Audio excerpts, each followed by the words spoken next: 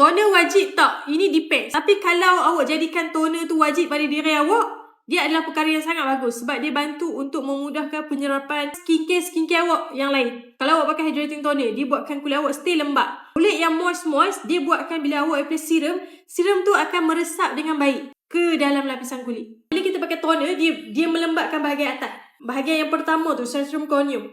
Lepas tu, bila kita letak serum di atas kulit yang lembap, dia akan masuk lagi, bawah lagi pada centrum corneum. So, dia meresap ke dalam lapisan kulit yang pertama yang lebih dalam. So, dia akan buatkan penampilan kulit kita tu nampak lebih cantik. Itu fungsi toner. Itu fungsi dari segi toner yang hydrating. Lepas tu, kalau awak ni ada kulit yang jenis macam very oily, lepas tu dengan oily tu kulit awak nampak kusam, dia nampak macam tak berapa nak nampak seri. So, kalau pakai toner tu dalam kategori exfoliating, dia sangat membantu untuk mild exfoliate kulit awak sentiasa. So, bila dia mild exfoliate, dia akan memudahkan kulit kusam awak dan oily tu terkontrol.